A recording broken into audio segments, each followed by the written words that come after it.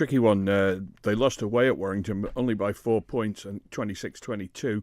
Home advantage this week, big crowd. They'll also have the Ellen Vannon Pipes and Drums down there at 1:30 to get everybody into the festival mood.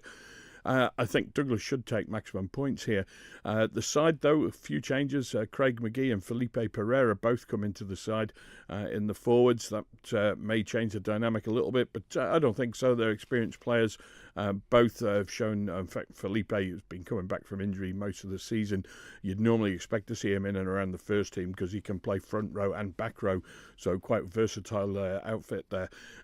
Yeah, Douglas at home, you've got to fancy the chances. They're aiming for a top four. Birkenhead Park, I think, have got the tricky game this weekend, and a win for Douglas. Birkenhead Park lose. Douglas might just sneak up to fourth, but the promotion prospects, they're well and truly gone by this stage. So the best they can hope for is a good solid finish and then rebuild over the summer to get on with it next season. In Lancashire and Cheshire through, we all know how well Ramsey have been doing so far this season. Can they continue that when they travel to Newton-le-Willows tomorrow? Yeah, it's been a tricky week. They were due to play second place Ellesmere Port this week, and Ellesmere Port have got tied up in an RFU national competition, a cup game, and they didn't play last weekend. They're into the knockout stages, and the next round of matches is next week. So we had the awful prospect of potentially having a flight booking with nobody to play, but luckily the league secretary's done a bit of juggling around, and Newton-le-Willows were due to play Ramsey on the 13th of April. He's just swapped the two fixtures over.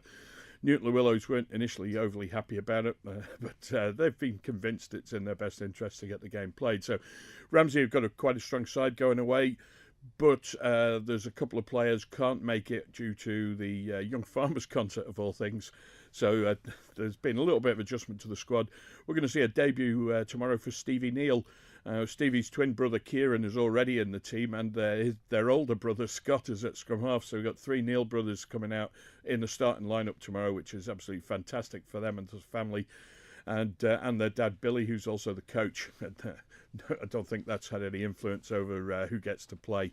Other than that, Ramsey, other than that juggling around, they've got a very strong side going away, and they should take Newton-le-Willows, who've only won 3 from 17 so far. What about Vagabonds? Can't really achieve anything of note this season, so it's got a bit of a dead rubber feel about it against Liverpool University. But what can we expect from this one? Well, I get it that it's a dead rubber, but I don't think that's the players will be approaching it. We know there's a league reshuffle coming at the end of this season, and Vagabonds need to finish as high up the table as they can. So every game is important for them as to where and who they're going to be playing against next season. The students, historically, they're a little bit up and down at the players coming in and out. The game across at Liverpool University was high scoring affair, another 4-pointer, 38-34 the score was over there. So Vagabonds will be looking, and fingers crossed that the students have their exam blues towards the end of the Easter term and don't come here with a full strength side. With a dry weather and a firm pitch, they're very difficult to beat just on account of the fitness and pace at which they play the game. Vagabonds, though, a couple of old wise heads coming back into the side. Johnny Beckley back, Rob Martin back.